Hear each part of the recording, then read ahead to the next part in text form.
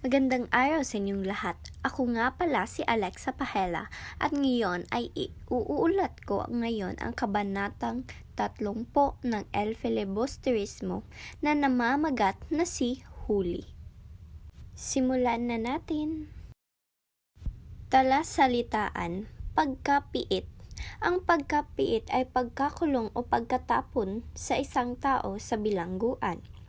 Trahedya, isang malungkot at nakapipinsalang pangyayari na nagdudulot ng matinding sakit at pagdurusa.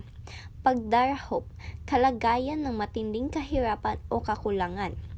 Pag-aalinlangan, kawalan ng kasiguraduhan o pagdadalawang isip sa isang bagay o desisyon.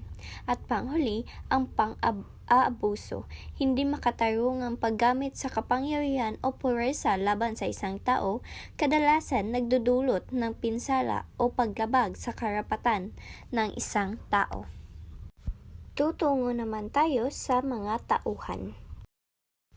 Huli, ang kasintahan ni Basilio na nagpapakita ng matinding sakripisyo at pagdurusa.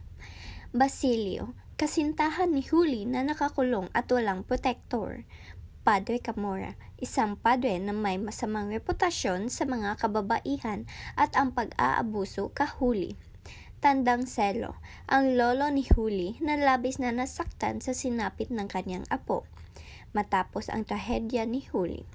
Hermana Bali, ang nagsilbing gabay kay Huli at naghimok sa kanya kay Padre Camorra. At ngayon ay aalamin natin ang buod. Sa kabanatang ito, labis ang pag-aalala at paghihirap ni Huli dahil sa pagkakulong ni Basilio. Wala siyang magawa upang matulungan ito at patuloy siyang nababalisa sa maaaring mangyari sa binata. Dahil sa kanyang pagmamahal at pagnanais na mailigtas si Basilio, napilitan si Huli na lumapit kay Padre Camorra upang humingi ng tulong. Pinayuhan siya ng ibang tao na ang pari lamang ang may kapangyarihan makatulong upang mapalaya si Basilio. Kahit nahihiya at natatakot, nagpuntas pa rin si Huli sa kumbento upang makiusap. Ngunit salip natulungan siya, sinamantala ni Padre Camorra ang kanyang kalagayan at nagpapakita ng masamang hangarin sa kanya.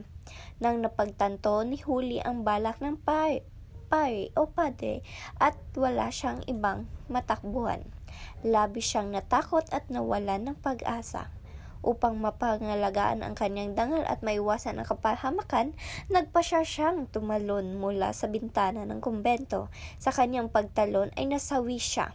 Si Tandang Selo na ang lolo ni Huli ay labis nasaktan at walang magawa sa nangyari kay Huli.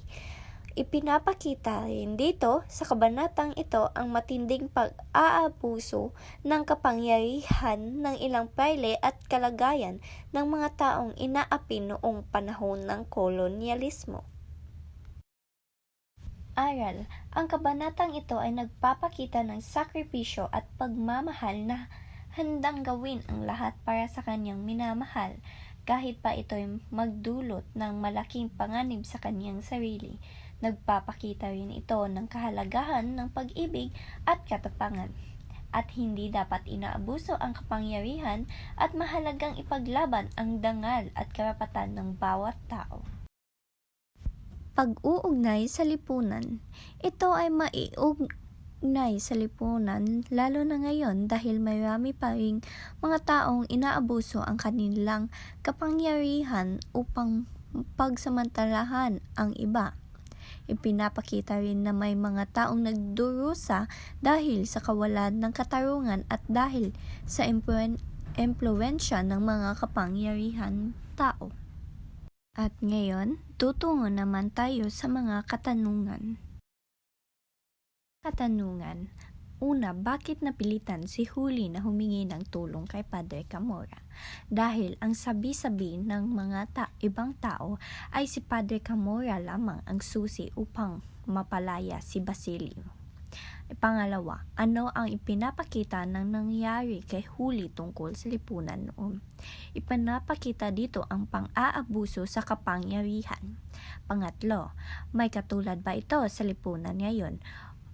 Para sa akin, oo. Dahil may mga tao talagang inaabuso nila ang lalo na sa mga makapangyarihang tao. Apat, ano ang dapat gawin ng mga taong may kapangyarihan?